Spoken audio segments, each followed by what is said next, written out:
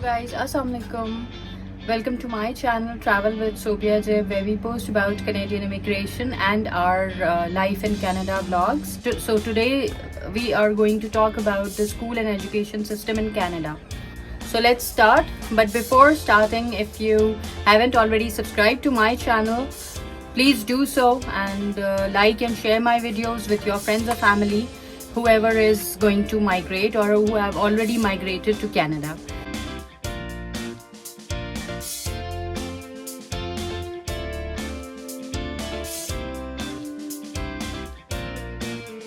Okay, first of all, there are two types of schooling system in Canada, public and private. Public, as you all know, that education system, schooling system is free in Canada up till high school. So there are two types of curriculum. There is the English curriculum and the French immersion. It's up to you which one you go for. But basically here, majority of the students, they go for English curriculum.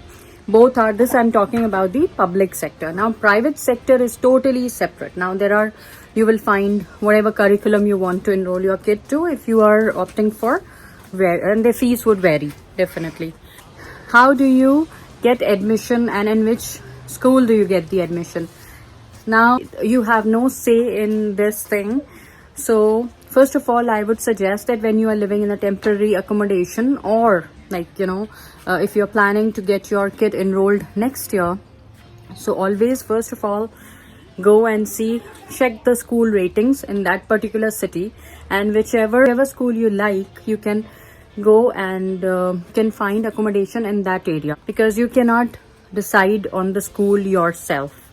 It all depends upon the accommodation where you find accommodation. Like for example, and even if you switch between cities, like once you get admission in some area, but you wish to move to Toronto from Mississauga or to Oakville or Brampton, then you have to change the school as well.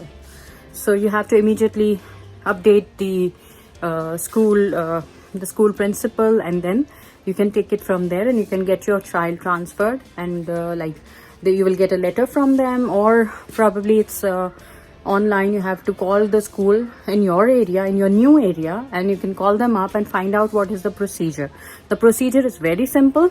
They gave us some time from 8 to 11.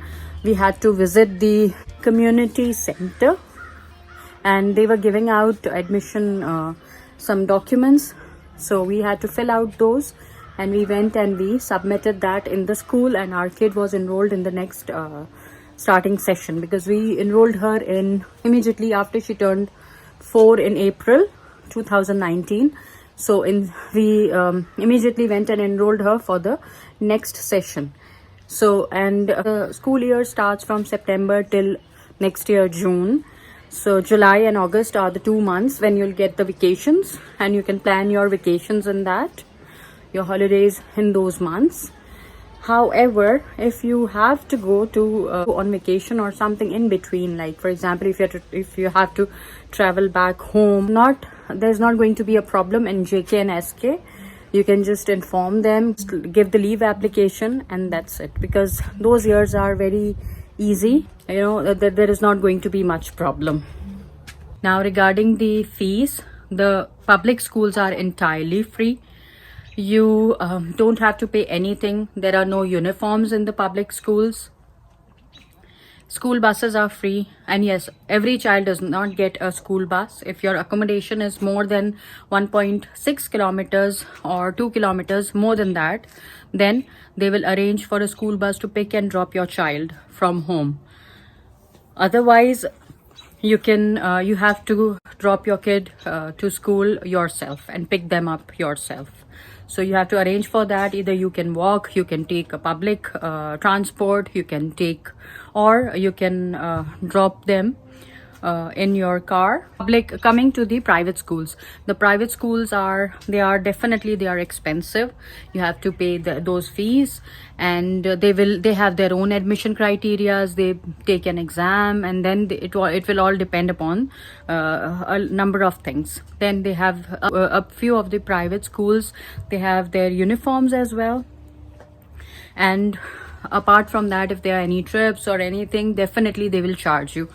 And other than that, there is the Catholic schools. Now Catholic schools and private schools, they are not that much in quantity, and they're not there in every area, each and every area.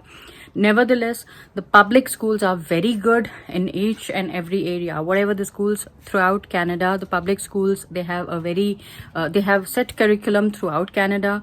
A little bit it would differ, but not that much.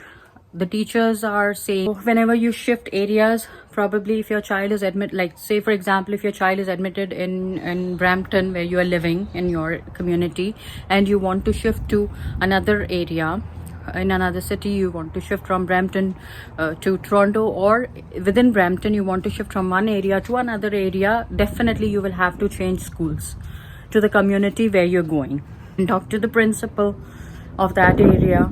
And you can talk to your own principal first of all, and then you can talk to the principal of that new school, and then you can get the things done. You can call them up, they will tell you the procedure, everything is there, is very clear. You can do that. Now the documents that you will need for the admission of your child, first of all you will need the your child's birth certificate, your child's immunization card.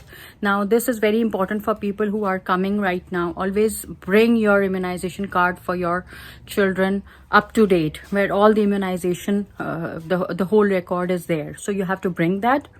Along with that, you have to give your whatever status you are here on, like for example your PR status, or if you are a student yourself here, so whatever status your child is carrying, the passport, you have to carry that to the school. And one more thing which is required is the bill, like for your the proof of resident where you are living, like the proof of residence where you're living. You can, for that you can take your bills, whatever bills, your electricity bills or your rental agreement, your rental contract, anything which you have which can prove the current one, which can give a proof that you are living in that area. So these are the documents, important documents that you will be needing for sure. The enrollment system is very fast. You don't have to wait for a number of days. In fact, as you move in a community, or if it's your first landing in Canada as a PR, the day you settle down in a place in that community, and you tell them that you have landed as a new PR, as a new immigrant, you can go online, or you can call them up as well. First of all, your child has to be school going age. They will enroll them. The process will be done within 2 to 3 days. The government doesn't compromise on the education system of the children. They just enroll your child, and your child starts going to school the very next day. One more thing, I get these questions a lot. See, if you are on a work permit visa, your child goes to school for free up till high school, and the same goes for when you are a student. If you are here on a student visa and your children and your family is here with you, obviously they are on their own visa. The children will be on a temporary resident visa. You can always enroll them in the school.